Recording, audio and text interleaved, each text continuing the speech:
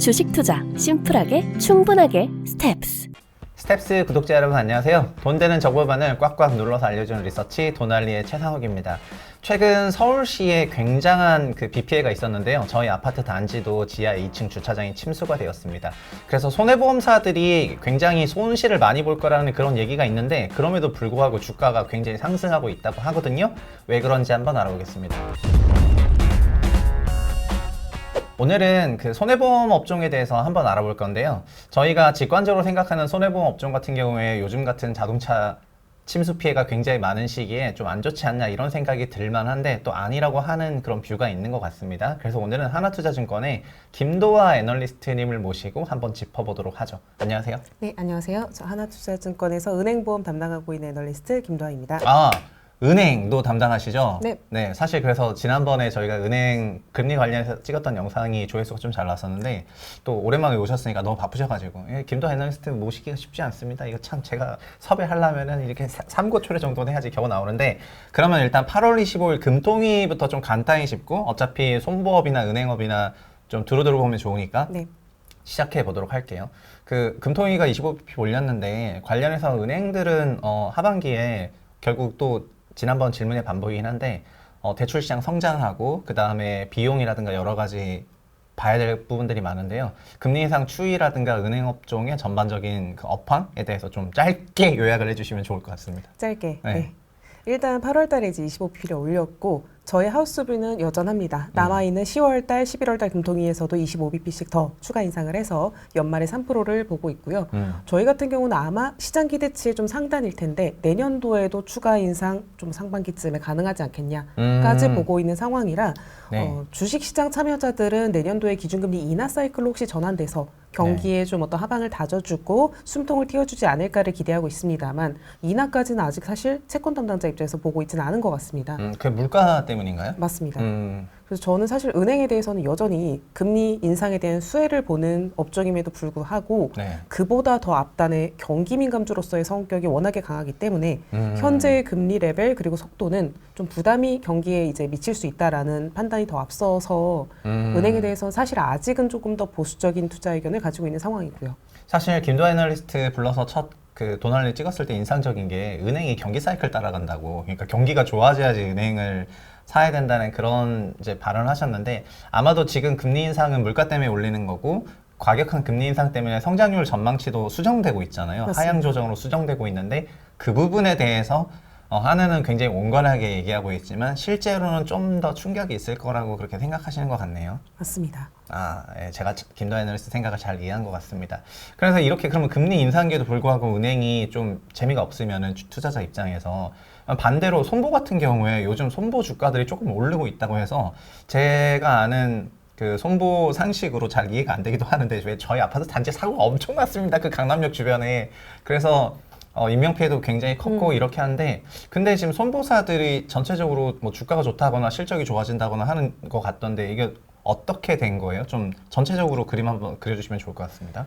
일단은 8월 달에 이제 두 번째 주 정도의 폭우가 좀 크게 있었었고 그게 전국적인 것보다는 아무래도 인천권이나 서울 일부 지역에 국한되긴 했었는데 사실 단위 면적당 피해액이 클 수밖에 없는 지역들이 조금 더 집중되어 있었어서 손해가 적지는 않습니다. 이미 기사상으로도 나와 있는데 네. 손보사들 합산으로 이제 한 1,500억 원대의 침수 피해가 있었던 것으로 자동차에서만 나타났던 상황이고요. 네. 근데 이게 3분기 실적에 큰 영향을 미칠 거라고 보지는 않고 있는 게 네. 자동차 보험도 뭐 기업성 보험뿐만 아니라 재보험사한테 다시 출제를 하는 것들이 있어서 네. 여기에 대해서 원수보험사들이 가져가는 어떤 손실액에 대해서는 어느 정도 한도가 씌워져 있습니다.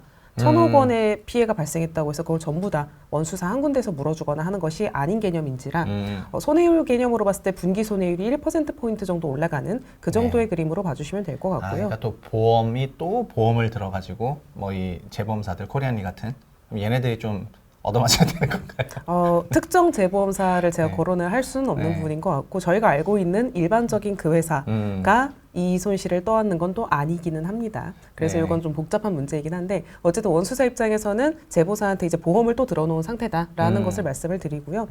통상적으로 저희가 자동차는 원래 계절적으로 2분기가 아무런 사고가 가장 없는 상황이라고 보시면 되고 4월, 6월 가장 뭐 날씨 좋잖아요. 네네네. 그러고서 7, 8, 9월 달 3분기 때에는 뭐 예컨대 DB나 현대 같은 사이즈 회사로는 한 700억 원 정도 손해액이 늘어나요. 아, QOQ로. 원래부터요? 원래 그렇습니다. 그래서 그런 계절성을 저희가 이미 감안하고 있는 상태인지라 사실 뭐 아웃라이어가 발생했다라고 보고 있지는 않은 상황이고요. 그보다 조금 더 주요한 거는 자동차랑 항상 같이 거론되는 손보사들 대표 보종 실손보험 쪽에서 네. 의료비 과잉 청구가 억제되고 있는 흐름이 2분기부터 발견이 되고 있었던 상황이고요. 네. 그것 때문에 2분기 실적이 이익권사 중심으로 저희 기대치를 비트해서 나온 경향들이 있는데 이게 3분기 때에도 이어질 전망이고요. 아, 그러면은 다시 좀 짚어보면은 일단 2분기 손보사들 실적은 좋았다는 말씀이죠? 맞습니다. 이게 좀 고무적이었던 건 네. 지금 아주 다양한 섹터들을 늘어놓고 봤을 때는 모든 업종들이 그렇진 않은 걸로 알고 있는데 네. 손보 같은 경우 연초 이후부터 컨센서스가 계속 올라가고 있었는데 네. 저는 그 이상으로 2분기 실적을 봤고요. 네. 제가 봤던 것보다 더 위로 나왔어요. 아, 그럼 거의 완전 서프라이즈 나왔다는 얘기네요. 완전 서프라이즈 그 나왔습니다. 서프라이즈 나왔던 배경이 실손의 그 의료비 과잉, 소위 실손보험이 돈이 안 되는 보험이었는데 그게 좀 정상화되면서 보험사들에게 피해를 주고 있지 않거나 아니면 이제 수익이 좀 나는 구간인가 보죠? 맞습니다. 이제 자동차는 3분기 같은 경우는 어쨌든 폭우 피해가 있지만 2분기 때는 그런 것조차 없었고요. 그래서 자동차도 좋았고 실손도 개선이 시작됐던 게 2분기의 그림이었기 때문에 네. 양쪽으로 다 좋았습니다. 아마 제가 생각할 때 보험 업종은 저도 애널리스트 10년 이상 했지만 보험 섹터를 제대로 본 적은 없는데 보험 같은 경우에는 이제 저희가 손해보험을 조금 다루고 있긴 한데요. 손해보험에서도 실손보험이 사실 저도 실손보험이 있고 아마 김도 애널리스트님도 실손보험이 있으실 거고 그리고 이게 문재인 정부 때 지금 가물가물한데 문재인 정부 때 실손보험 관련해서 어떤 정책이 있지 않았었나요? 정확하게는 건강보험 네. 관련돼서의 문재인 케어라는 아. 정책이 있었는데요. 예. 네, 문재인 케어의 내용이라 함은 결국 네. 건강보험공단에서 커버하는 개인 의료비의 범위를 넓히겠다. 즉 네. 건보에서 컨트롤하지 못하는 비급여 항목들을 치료 목적의 질병이면 모두 다 급여화하겠다라는 네. 게 한 줄 요약으로 좀 설명드릴 수 있는 네네. 부분인데 사실 뭐 정책의 취지는 좋았다고 볼 수 있지만 네. 이 이후에 비급여 의료비가 오히려 팽창하는 결과물이 나타나게 돼요. 아, 왜요? 다양한 해석들이 있을 수 있겠지만 의료업계 입장에선 더 이상 비급여 쪽을 통한 어떤 이익 창출이 어려워진다라는 인식이 오히려 이쪽으로 풍선 효과를 아직 그게 완료되기 전에 이쪽의 의료 행위를 좀 늘려야겠다라는 일부 의료업계에서의 그런 행위가 좀 나타나지 않았나. 실제로 지금 최근 들어서 자꾸 적발되고 있는 건들은 뭐 100억 원대의 의료 브로커를 이제 섭외하여서 네. 어떤 과잉 진료 같은 것들을 유도하고 환자분들을 이제 모으는 그런 행위를 했었던 것들이 적발되고 있기도 하거든요. 아, 이게 사실 제가 부동산을 좀 담당했었잖아요. 지난 정부 할 때 한창 때 부동산 담당했었는데 부동산도 취지는 좋았는데 어떤 정책을 발표했을 때 좀 풍선 효과들이 난 적이 있었는데 그거에 아닌 다른 쪽으로 좀 굉장히 몰리거나 이런 것들이 좀 난 적이 있었는데 문재인 케어도 취지는 굉장히 좋았지만 그 취지와 조금 다르게 실제로 손보사들의 손익을 굉장히 망가뜨리는데 좀 일조한 부분이 없지 않아 보이네요. 맞습니다. 이게 어찌 보면 인재라고 표현할 수도 있는 건데 이제 그런 풍선 효과들이 발생하면서 전혀 자연스럽지 않은 흐름으로 그럼 그게 지금 정상화되는 거예요? 그것들이 네. 지금은 바뀐 점이 무엇이냐면 네. 사실 이런 식으로 의료 행위 과잉이 나타나게 되는 것에 대해서 보험사들이 할 수 있는 행위는 없어요. 네. 저희가 바랬던 건 컨트롤 타워들, 금융감독당국이나 보건복지부 이쪽에서 어떤 액션이 나오기를 기대했습니다만 여태까지는 없었고요. 네. 이게 4월, 5월경 들어서부터 갑작스럽게 어떤 관리감독 당국들이 움직이기 시작하면서 네. 실제로 가장 대표적으로 가장 뉴스 많이 나왔었던 백내장 수술들이 예컨대 작년도에만 백내장 수술로 나간 실손보험은 9,500억 원. 어마어마하네요. 그걸 와. 4월 달부터 지급 기준 강화해버리겠다라고 네. 하니 1분기 때에는 4천억 원이 넘게 나왔었어요. 근데 그런 것들이 지금 급격하게 4월, 5월, 6월, 7월 들어선 더 줄어든 상태로 가고 있는 상황인지라 그게 4월 기준 강화하고서 완전히 줄어들고 쭉 간 게 아니라 단계적으로 개선되었기 때문에 네. 3분기에도 이 효과들을 QOQ로 더 추가로 볼 수 있다. 그리고 이게 자동차의 계절성보다 더 클 것이다라는 게 저의 생각입니다. 그렇구나. 아, 금액이 엄청나네요. 그러면 지금 손보사들의 그 기업들이 많잖아요. 가장 대표적인 삼성화재부터 시작해서 네. 뭐 삼성화재, 메리츠, 하나손보, 현대해상, DB 맞나요? 한 이 정도 맞습니다. 되죠. 이런 기업들이 있는데 그러면은 얘네들 전부 다 해당되는 안건인 것 같고 네. 그럼 전체적으로 이 5개사들 혹은 6개사들이 전부 다 2분기 실적 서프라이즈 냈다는 말씀이신가요?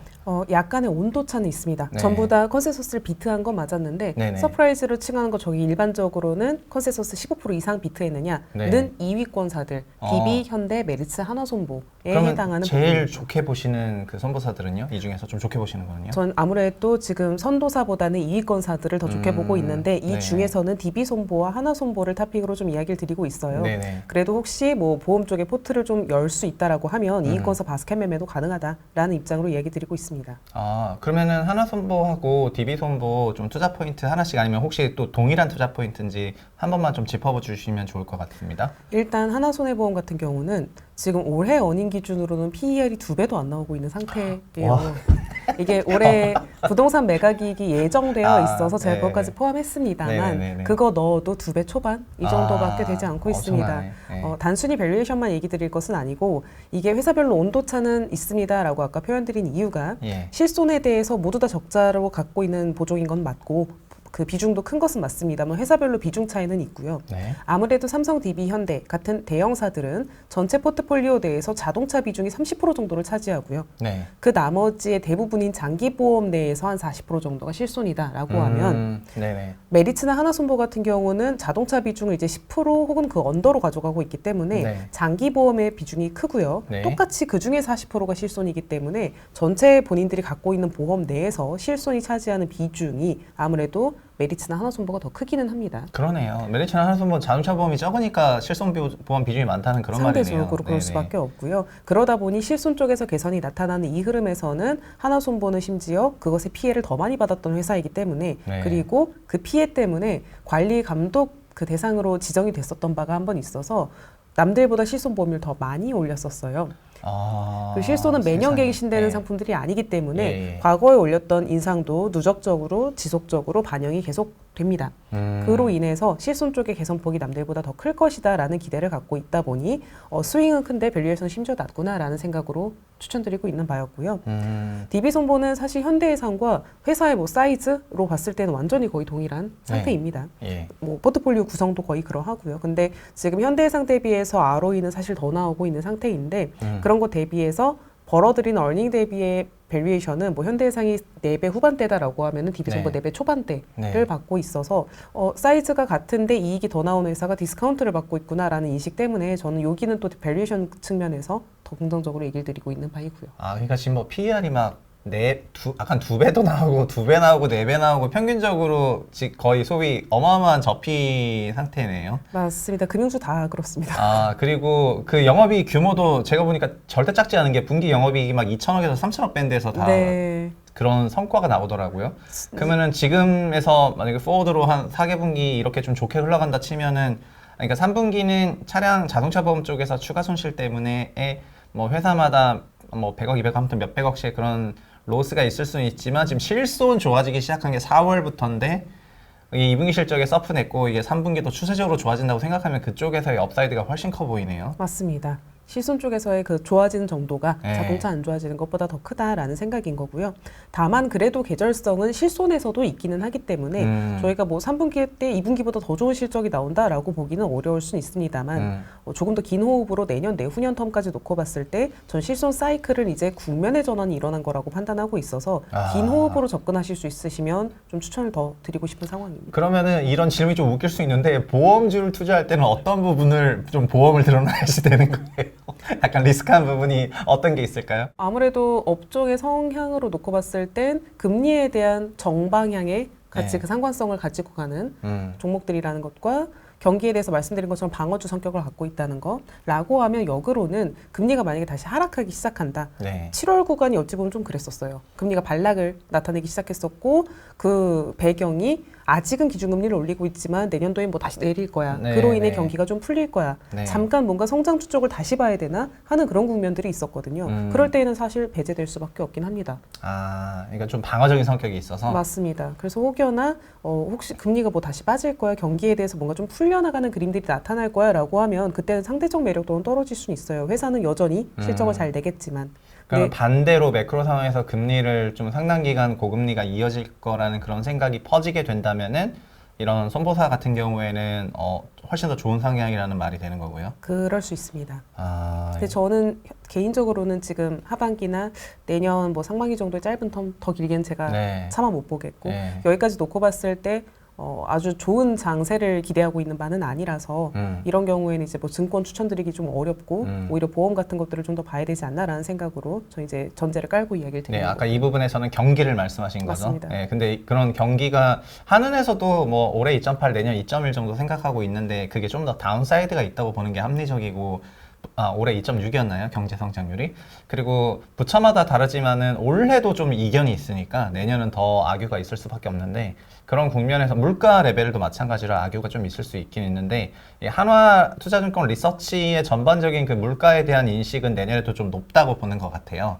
그 박영 센터장을 포함해가지고 저도 이제 에너지 가스 얘기를 좀 많이 들었는데 그렇게 하게 본다면 이게 또 쿠션 쳐가지고 손보에는 나쁘지 않은 상황인 것 같고 그리고 아무도 예상하지 못했던 실손 쪽에서의 개선이 4월 달에 물론 이게 제가 느꼈을 때는 일반 국민들이 그동안에 그러니까 실손보험으로 잘 어떻게 받았던 거를 못 받게 되면서 막 불만이 있는 사람도 있을 수 있다는 생각이 개인적으로 들긴 드는데 근데 그게 조금 그러니까 지난 정부에서 수행했던 문재인 케어로 인한 잠깐의 풍선 효과로 그쪽으로 확 늘어났던 부분을 바로 잡는 거라고 좀 받아들였으면 좋겠다는 생각이 조금 들고요. 오늘 손해보험은 사실 그렇게 별로 기대를 안 했었는데 저희가 지난주에 찍었으면 아마 은행을 찍었을 것 같은데 2분기 실적이 나오고 나서 그 다음에 또 해서 그런지 모르겠는데 손보사들이 뭐 너무 저는 지금 막 너무 좋아 보이긴 해서 근데 또 제가 흥분하면 안 되거든요. 그래서 아까 리스크한 부분도 조금 말씀을 드렸는데 경기적인 요인을 분명히 받고 또 금리적인 부분도 분명히 받을 수밖에 없다는 거 금융주기 때문에 그런 전제 하에서 실적 개선 사이클이 이제 시작됐다는 게 좋은 투자 포인트가 되는 것 같습니다. 오늘 나와주신 분은 하나투자증권의 은행과 보험을 담당하시는 김도하 애널리스트님이시고요. 모실 때마다 항상 배우는 게 많은데 오늘도 특히 손해보험 업종에 대해서 어마어마한 턴어라운드가 시작되고 있다는 그런 인사이트를 주셔서 굉장히 의미 있는 시간이었던 것 같습니다. 스텝스나 도날리 구독하시는 분들도 꼭 이런 부분들을 잘 참조하셔가지고 투자에 활용하셨으면 좋을 것 같고요. 오늘 저희가 뭐 너무 좋은 시간을 가졌고 다 같이 인사하고 끝내도록 하겠습니다. 감사합니다. 감사합니다.